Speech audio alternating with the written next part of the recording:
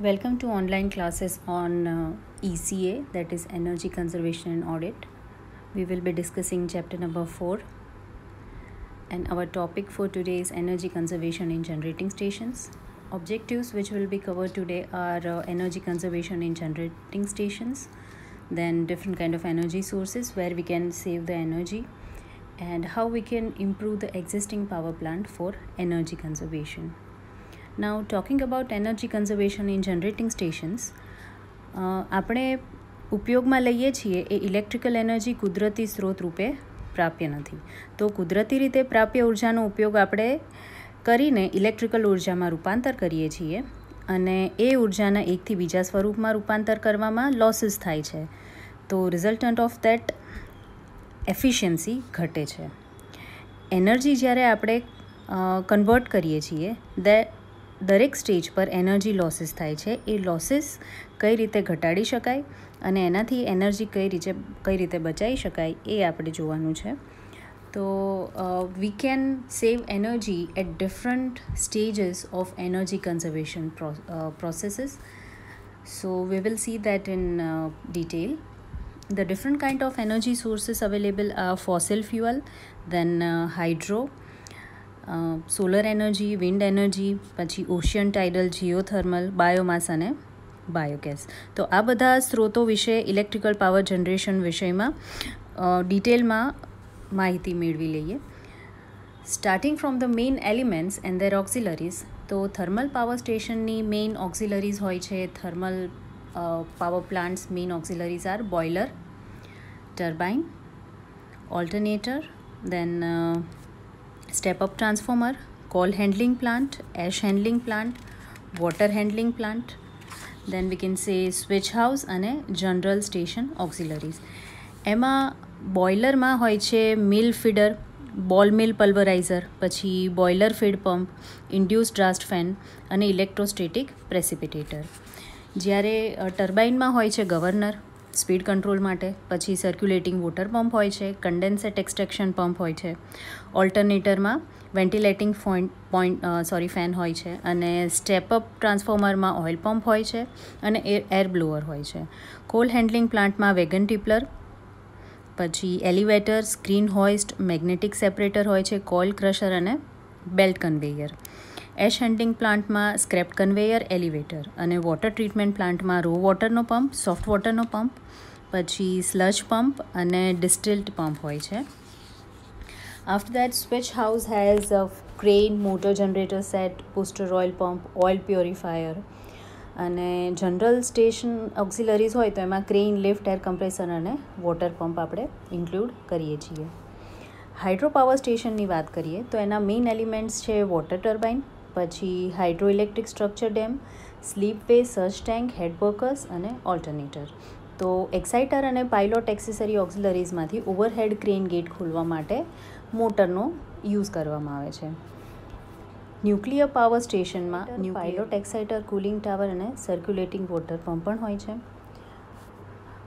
હવે આપણે હાલના જે પાવર પ્લાન્ટ્સ છે એમાં ઇમ્પ્રુવમેન્ટ કરવું હોય તો કયા કયા પોઈન્ટ્સ ધ્યાનમાં રાખવા જોઈએ. તો બોઇલરની વાત કરીએ એમાં ફ્યુલ ફીડિંગ હોય, પછી એશ હેન્ડલિંગ સિસ્ટમ હોય એ વગેરે ઓટોમેટિક કરવી.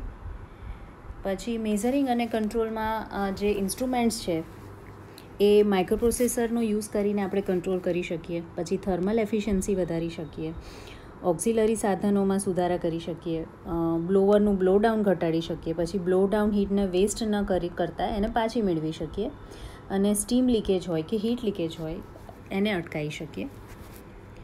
ફર્નેસમાં ટોટલ કમ્બશન જે થાય છે એ ચેક કરીને એનો રેશિયો પ્રોપર હોવો જોઈએ એ જોવું પડે, અને ના હોય તો એને લાગતા પગલાઓ લેવા જોઈએ. જો કોલસાના ટુકડા પલ્વરાઇઝ્ડ કોલનો ઉપયોગ કરવામાં આવે તો ફ્યુલનું કમ્બશન પ્રોપર થાય છે. ઇનલેટ એર માટે પ્રીહીટેડ એરનો યુઝ કરવો જોઈએ. ફાયરિંગ માટે પ્રોપર કંટ્રોલ સિસ્ટમ યુઝ કરવી જોઈએ. અને ઇફ ઇલેક્ટ્રિકલ પ્રકારનું હીટિંગ હોય તો પ્રોપર ક્વોલિટીવાળી હીટિંગ એલિમેન્ટનો ઉપયોગ કરવો જોઈએ, અને ફર્નેસને ફરતે યોગ્ય હીટ ઇન્સ્યુલેશનનો યુઝ કરી હીટ લોસીસ ઘટાડવા જોઈએ.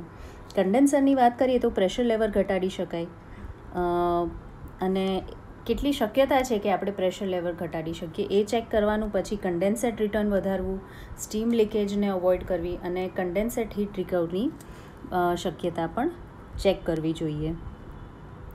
કમ્પ્રેસરની વાત કરીએ તો કમ્પ્રેસરમાં we can reduce discharge by proper cooler circulation. પછી યોગ્ય કંટ્રોલ સિસ્ટમનો યુઝ કરી શકાય અને પ્રેશર છે કુલર અથવા ઇન્ટરકુલરનું એ પ્રેશર રિડ્યુસ કરી શકાય. પંપની જે મેક્સિમમ એફિશિયન્સી છે એના પર પંપને ચલાવવો જોઈએ. પછી રીસર્ક્યુલેશન જે છે એ ઘટાડવું પડે. That is we can reduce the recirculation. Load પ્રમાણે યોગ્ય કેપેસિટીના પંપનો ઉપયોગ કરવો.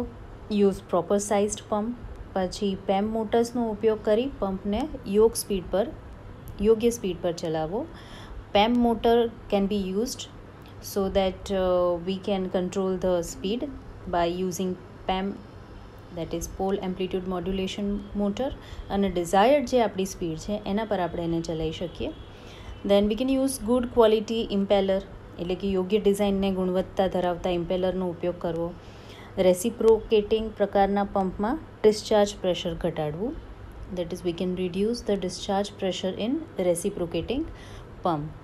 Likewise, one can change fan, electric motor, AC, cooling tower, lighting system, utility to improve existing power plant. Electrical મોટરની વાત કરીએ તો પ્રોપર રેટિંગની મોટરનો ઉપયોગ કરવો જોઈએ. Properly rated motor should be used. Then મોટરનો લોડ સર્વે કરવો જોઈએ.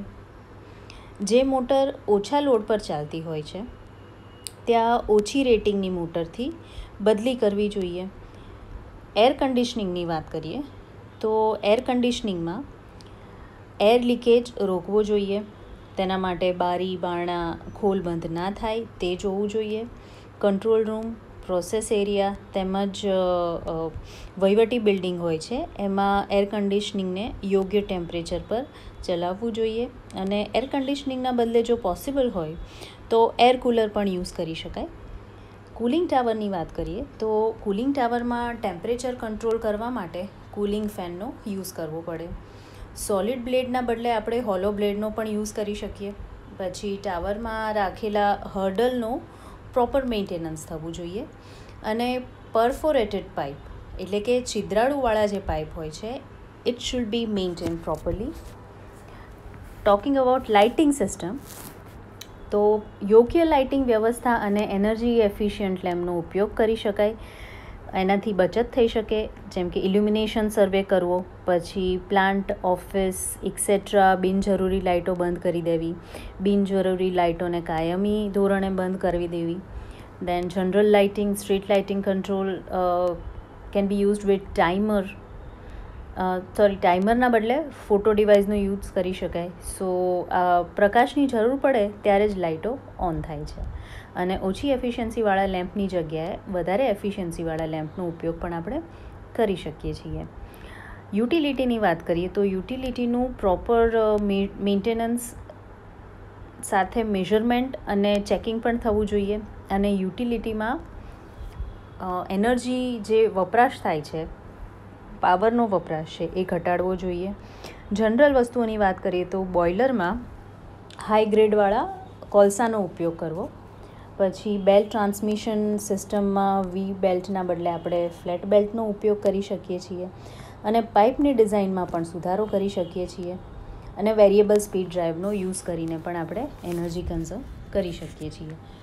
તો આ બધા પોઈન્ટ્સ થઈ ગયા કાર્યરત પાવર પ્લાન્ટમાં સુધારો એટલે કે improvement in existing power plant. Now as we all know કે યુનિટ 2માં આપણે ઉદ્યોગોના વિવિધ ક્ષેત્રોમાં એનર્જી સંચય ક્યાં અને કેવી રીતે થઈ શકે છે તેના પર ડિટેલમાં જાણકારી મેળવી લીધી છે. હવે ઉર્જા સંચયનું એટલે કે એનર્જી કન્ઝર્વેશનનું જે મેઇન સોર્સ છે એ છે ઇલેક્ટ્રિક પાવરનું જનરેશન અને transmission. So different types of generating stations હોય છે જે ઇલેક્ટ્રિકલ એનર્જીમાં કોઈ પણ એનર્જીનું કન્વર્ઝન થાય છે. અને એ કન્વર્ઝન કરવા માટે different processes are been used.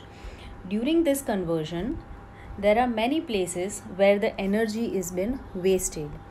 તો આ જે એનર્જી વેસ્ટ થાય છે એ એનર્જી વેસ્ટેજ આપણે ઘટાડી શકાય, અને એના માટે જે કમ્બાઇન સાયકલ પાવર પ્લાન્ટને કોજનરેશનનો કન્સેપ્ટ છે એ યુઝ કરી શકાય. પછી મિની હાઇડ્રો પાવર પ્લાન્ટનો પણ આપણે યુઝ કરી શકીએ છીએ energy કન્ઝર્વેશનમાં.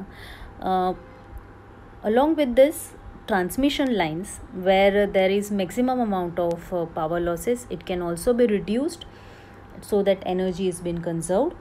So in this fourth chapter we will basically focus on energy conservation in generating sectors, transmission sectors and distribution sectors. So that's it for today.